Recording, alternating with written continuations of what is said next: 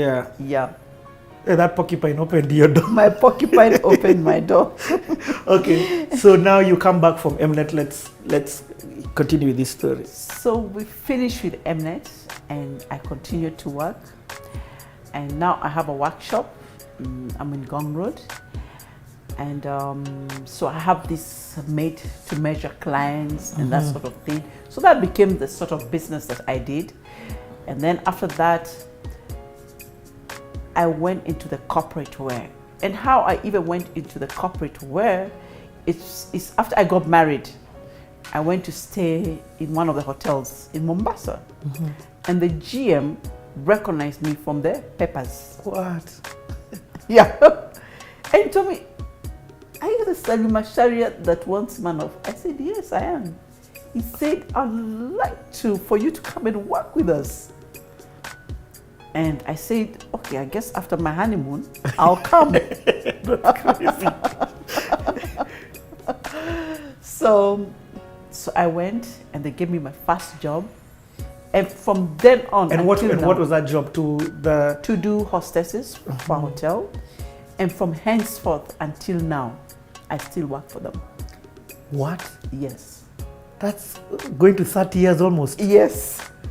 That is crazy. It's crazy. Over 25 years for sure. So we got into a good relationship with them. Though sometimes there was ups and downs. But one thing I appreciate them for is the way they have supported me, the way they believed in me. Because I also used to come with design concepts for their hotels or lodges. And they just took me with them. Yeah. And they just believed in the things that I gave them, I produced. And I also worked hard. Yeah, because there were very many big fish, bigger than myself. I mean, I was like the smallest person in the whole organization. But I was determined. I keep on telling you, I'm determined to make it in the industry. So with the money that I got from that, it became my bread and butter money. Yeah, and that one was larger consignments, I'm sure that you're going to do. It was larger. Yeah. It started small, then they would give me another department, and then one day I saw myself doing the whole hotel. Whoa. So I was like, wow. Okay. And then in 1994, was it 94, 96, my machines got stolen. It was in 2000. Now I remember it was 2000 because my son had not been born, my second born son. Yeah. Your machines all got stolen when I had the biggest consignment with my clients. You can't make these things up. I was shocked. I walked in, they had broken the door, they had taken all, they tried to take some machines, but they couldn't because of the way they had been created. But most of my machines had gone. Now, I sat and I was pregnant with my second born son. So and now you've got this huge client or I have this huge client. Yeah. Now, can you say who the client was? It was a Serena group, I was saying. Yeah. Yeah. And I thank Jan Mohammed. And it was hard. It was difficult. Because I was like, I'm pregnant. My machines have been stolen. Things are not looking, there's no light anywhere that is lighting for me. And at that time, even my own husband was also challenging his business. So it was a mess. So what did you do? I tell you, we serve a living God. So I got insurance. I fixed the door. They gave me a little bit of money, though I had borrowed some machines from some people who had extra. They gave me their machines, and I started to continue to do the work. But now I had delayed work for so long, and trying to explain to people, it became a bit difficult. So I said, what they'll give me, I'll take. Yeah, and I'll try and finish it to my very best because I do not want to lose my client. And from there, after the insurance gave me now money to buy new machines, that's why it's good to insure your business. I continued doing my work, kawaida. And then all of a sudden, the business of designing just dropped Wow. And it was during the days of our former president, not Kibaki, but Moi. There's a time all these international, what they call, I forget the name. What are they called? I forget their name. International media, no, not media. No media. International corporates. Corporates. It was international corporates, and there was also the what are they called? The people who come stay in Kenya for a short time. Ambassadors and embassies. Ambassadors, and there's also somebody. Honorable consulates and all those things. But they have one name. Dignitaries.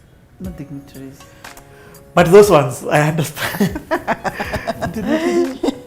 How can I forget their names? They're foreign dignitaries. They're okay. In the international market, yes, was large in Kenya at one time, and then something happened, and they all left, and it had to do with either we are a corrupt country and that kind of thing, and they all left. So even us as designers who were affected, because they were the majority clients that we had. Yeah, the expatriates. Expatriates. That's the one I was looking at. Yeah. Yeah, they were the biggest part of our clients. And I was like, wow, because they used to bring us best paying. Yeah, best paying. They used to bring us their kids for proms. I mean, like they own themselves. And it seems like these expatriates were always doing something with clothing, you know? So when they left, I tell you, we struggled as designers. Oh, I was like, wow, what do I do? And what year is this now? Just I'm talking about now we're in the 2000s. Just no. So if you're telling me Kibaki came in 2000, it's now probably 2000 and from 2000 to 2002 before Kibaki. Before Kibaki, Okay. It was before Kibaki. Okay. So I was like, oh, what do I do next? Then an idea came to me, and the idea came with a kikoi fabric. And I started making clothes from kikoi, blouses. And I did meet a person who owns a shop at the airport. So I made pieces of like sleeveless, hot summer fabric made out of kikoi. And I believe that idea, it was just dropped in my mind. Because I always ask, what should I do next? Then I used to sell them. I used to sell them like trinkets. But unfortunately, the client didn't want me to continue being in her shop. I know it's because the blouses were going more than her own products. But I just said, it is okay, I'll sell them from my office. So I sold a couple, and then I was like, I need to do more. This is just not the only thing I'm called to do. And that's how the school came about. You see, by now, I had read a book by Myers Monroe, The Power of a Vision. If there's anything that changed my thinking, was that book. I read that book, and I reread it, and I reread it. And if there's anybody who had ears to hear me, I told them, please buy The Power of a Vision. So I wrote down my vision. 5 years from now, 10 years from now. And this time, how old am I? I'm about 35. Are we still in the early 2000s before Kibaki? It's still before Kibaki. What? Yeah. I'm writing. And I'm writing until I'm 75 years old. So I wrote it all down. And Richard, to the word, most of the things happened. I even wrote down where my sons were going to school. My eldest son went to London to school when he was only 14. What? Yeah. And they were kids when I'm writing this. I wrote everything down, even my home where I live today. I even said where the gate is will be moved to the other side. I used to write down everything my husband says, because he's an architect. So I'll write them down and I'll put it as a vision. By this year to this year, then the gate should be on the other side. The road will be coming out from the other side. We'll have done this. We'll have done this. So I would write them down. But I kept on reading the book, The Power of Vision. Then, in the power of the vision, I even said I will start a school when I'm this age, between this age and this age. So I'm in church, quiet, shy, as usual. My husband is very bubbling, very outgoing, very different from me. So one of the pastors came and told me, Sally, I think you have a lot to share with the youth. I'm looking at him like, me? What exactly would I tell the youth? And you say, I think you have a lot to share, Sally. So I said, okay, then fine. What day do you think we should do this? He says, it's a youth day, so why don't you come on a Saturday? I tell you, I didn't sleep. I was wondering, what exactly am I going to tell them? And then I realized that I had a story. Just like Joseph in the Bible, I was a dreamer. And I just needed to tell them about my dream. You know, by that time I'd already read The Power of the Vision. So I shared with them about that. And at that time, what I remember is that I had written about this school, Mackenzie School of Fashion Design. I went and registered Nairobi Fashion School, Kenya Fashion School. I don't know which one the other one was. They were all rejected. So then I put in Mackenzie School of Fashion Design. That was what was registered. So I went back into my file. And there was no Nairobi Fashion School? There was none. Or Kenya Fashion School? No, there was they just none. Rejected it because... They just rejected. And Mackenzie was registered. And at this time I was just like, okay, it's good. And many people came to tell me a lot of things. Maybe we should do a big launch for opening your school, let people know and all that. Then I had a pastor friend, Pastor Gardner, who is late. He told me, Sally, how do you bring people to your school and you have nothing but just desks? What kind of launch is that? And then you're going to spend so much money to launch it. I said, actually, it is true. And he just told me, it is your belief and your faith in God that will build this school. And every student who comes to this school is determined on your faith in God. I was like, okay, fine. So we continued. Things were hard. So you always, what year now did you open up the school? It was 2009. But you jumped. So between 2001 and 2009, what's happening with your designs? Because I'm sure there must be some millions. I'm still doing the made to measure. Have you done any collections yet? Yes, I did. I did Kenya Fashion Week. And that was done in 2002, if I'm not wrong. And in this show, I did a show called Made in Kenya, made by a Kenyan, and made by Kenyan fabrics. Nice. That was nice. Yeah. And I did a collection. I used the Maasai blankets. At that time, nobody had ever touched it as a garment. I did the kikoi, and I need another woven fabric that we use out there in the marketplace. Those three fabrics I used, and I was actually dared by an American citizen who had come to Kenya. She's Kenyan, but she's always lived in America. She said, why don't you use something Kenyan, Sally? So I said, because you've dared me, I will do it. So my life was in River Road, looking for something different, but Kenyan made. So I did a collection. I did a 30-piece collection. 30-piece collection? Yeah. I even went to Naivasha, on the road, where they sell those hats. Yes. Yeah? My whole collection was with those hats. And I made this blanket. I changed it all. I mean, people couldn't believe it. And I was the one who was closing the collection.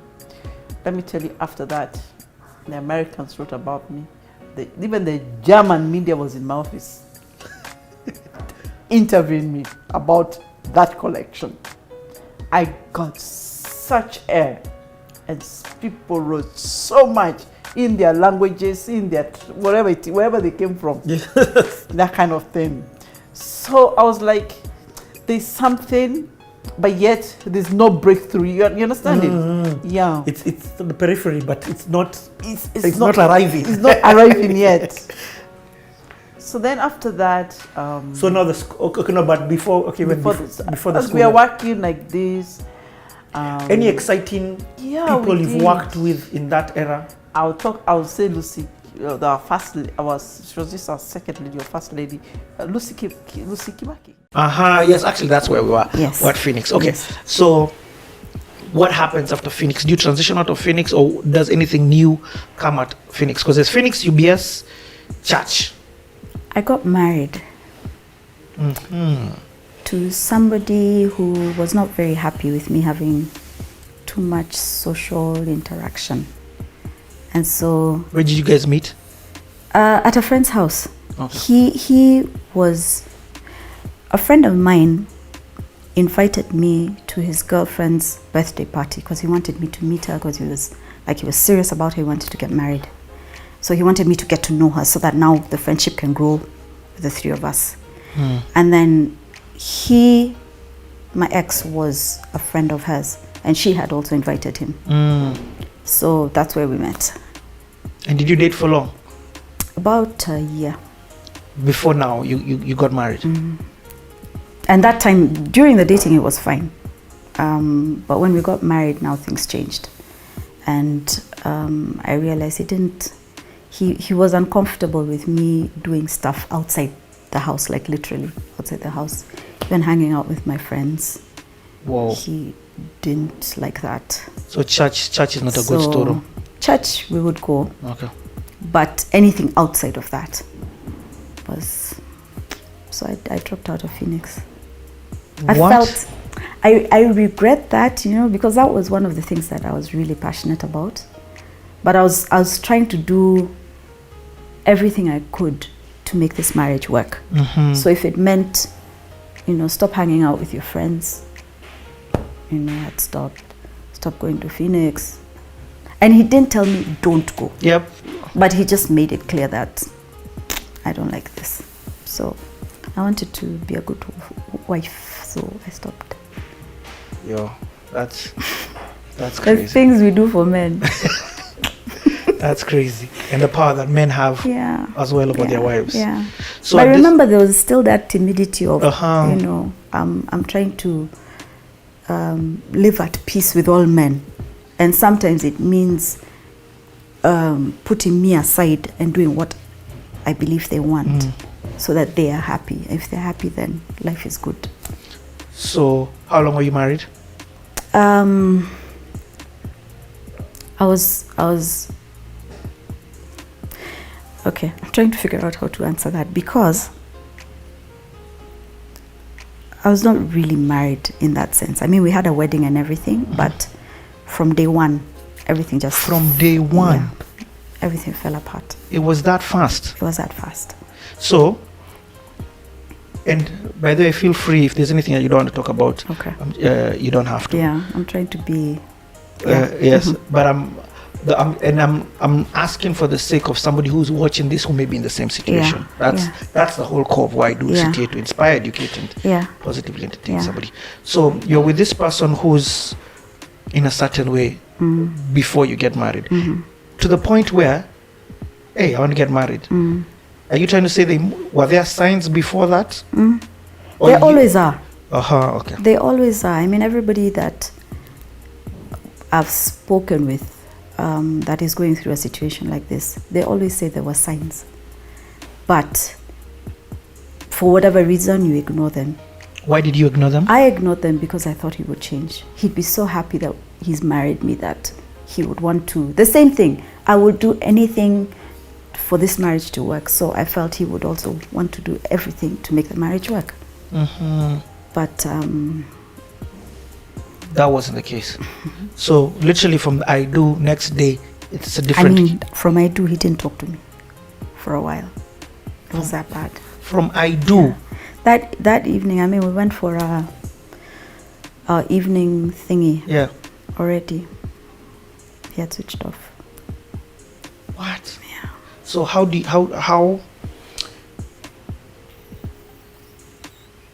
you stay, or you're trying to fix in your head? I bend over backwards.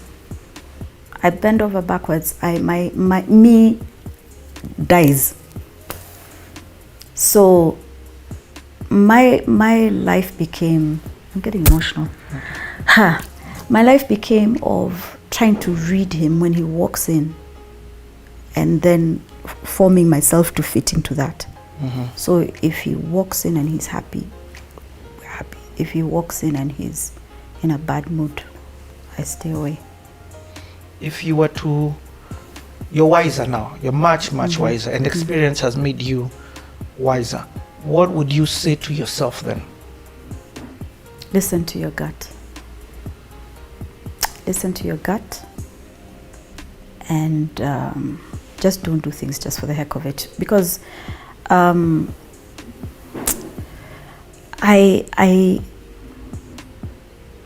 even the day of the wedding, I felt like I had a chance to not go through with it.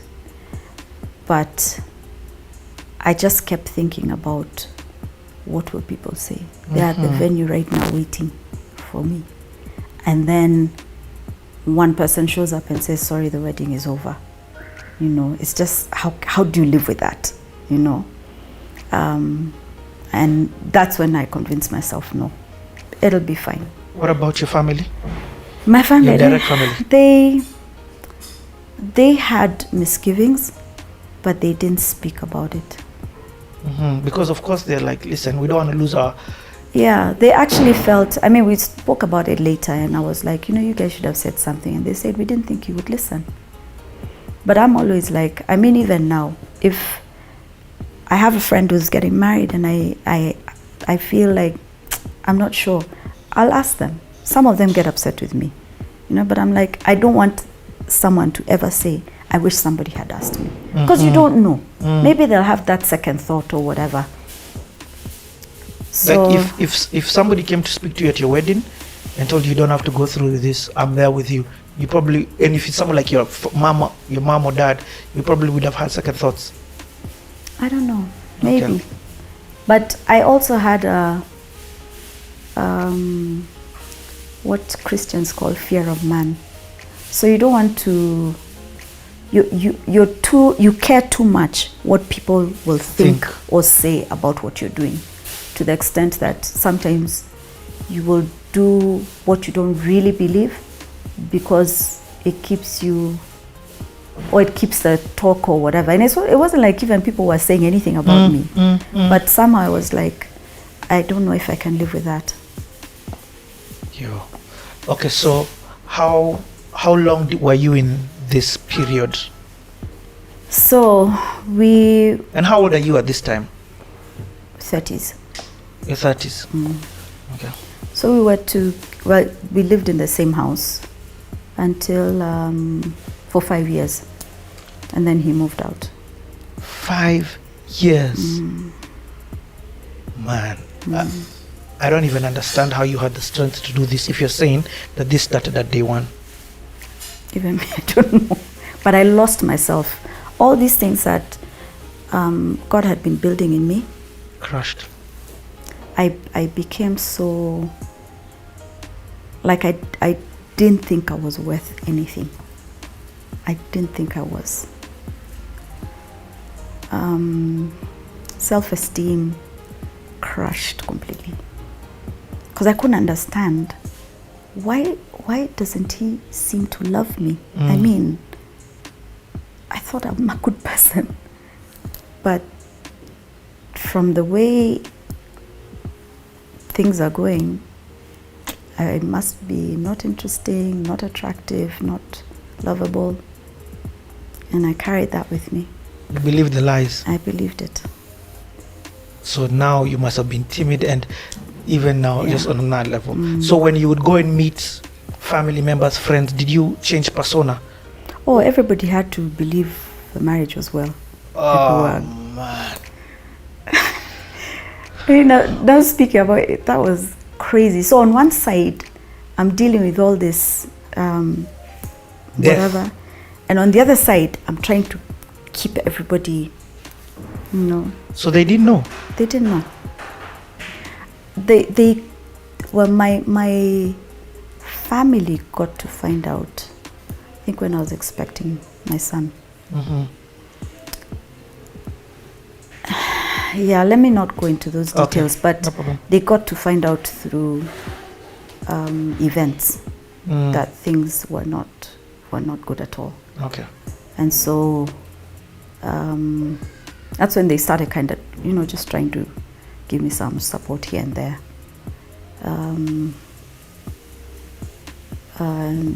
Then actually my youngest sister was now getting married, and we decided, because we are a very close-knit family, and we're like, she's getting married and my other sister's getting married, we don't want to separate and break the bond.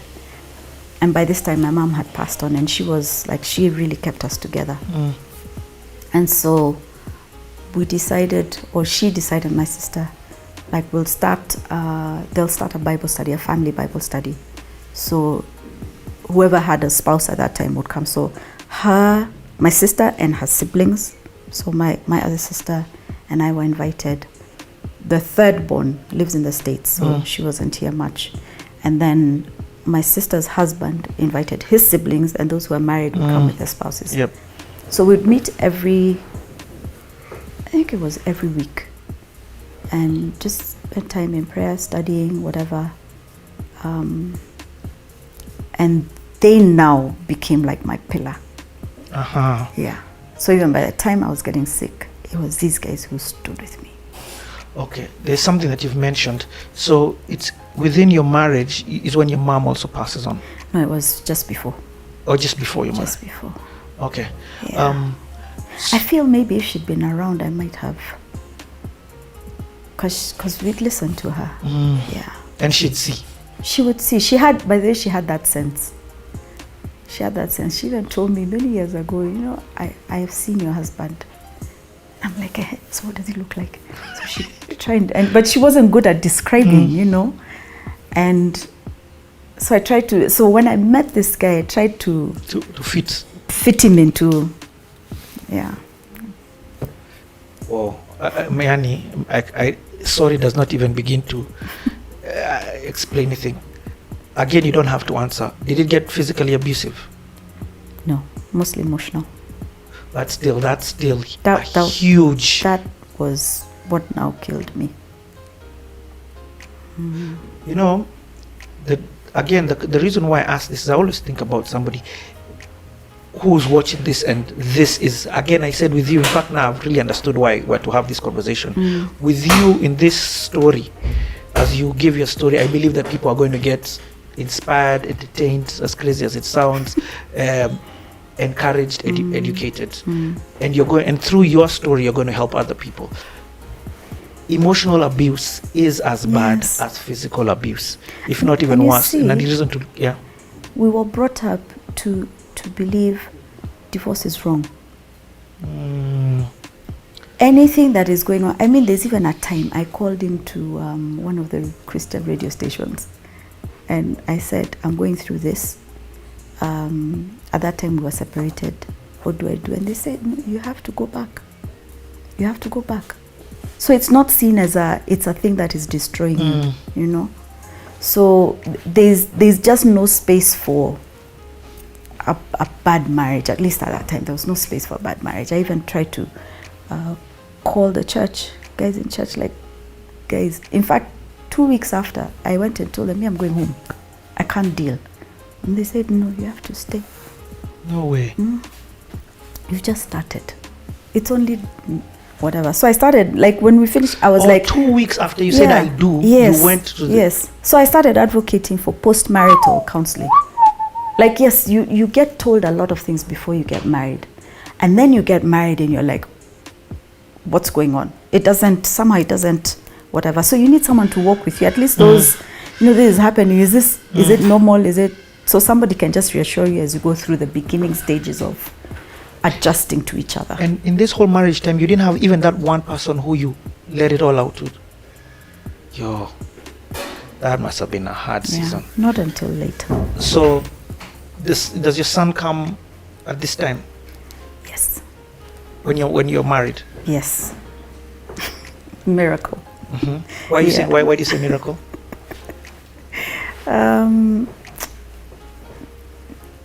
Yeah, he was a miracle child. Let me just say that. Okay, no problem. I get it. Okay. Yeah. I'm ready. I'll just let you continue the story. So you get separated. Yeah. And this is okay. Wait, before that, Uh-huh. I have 2 children. Yes, you. Okay, go on. I have 2 children. Yeah, but I know 2 boys. I gave birth to 1 and I adopted 1. Uh-huh. And there were also challenges around that, but I really felt that my son is the one who opened the door for me to get this one, the one I conceived. You adopted first. Mm-hmm.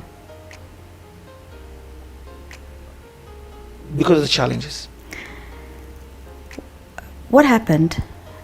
See, marriage had already started.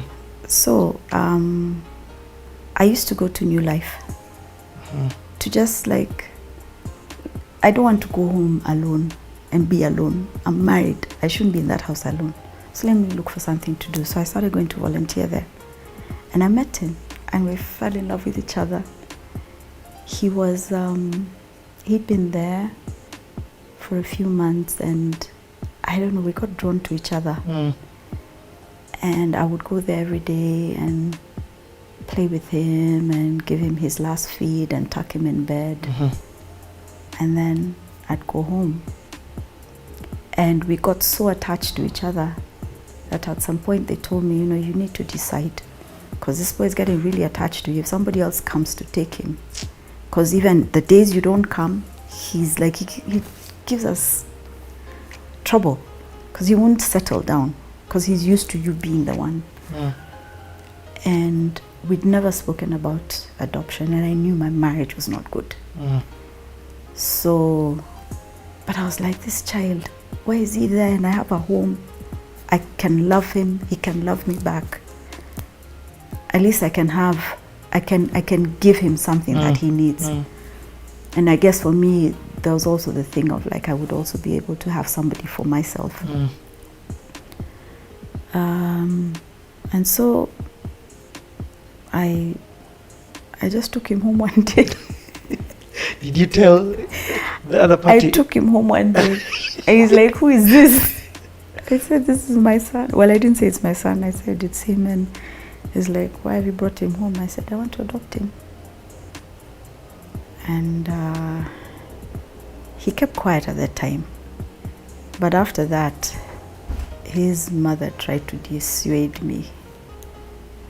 And when she saw us determined, she tried to introduce other, more acceptable children. But I was determined. This was the child I had grown to love, and I wanted him in my life. And so we went through the process, and for somebody timid, you have done some very crazy things. And how is it now? Because that's now love entering your home, which you felt like was missing. Oh, he's my son. Yeah, they're my children. They're the same to me. Yep. And the interesting thing was that the day he moved home officially, I conceived my second son. No way. Because all before I'd had miscarriages or whatever. But that's why I said he opened the door for me to get his brother. Okay. Yeah. Doris, you've got such deep stories, because miscarriages alone it's a whole other world, that people are going through.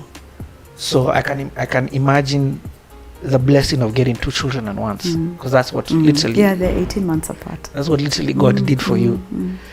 Because the day you get home is the day now. Okay, so now when what was the trigger? So what is the turning point? Yeah. For not for the end him of to the- leave. Yeah. I changed because I was. Can we pause? Yep.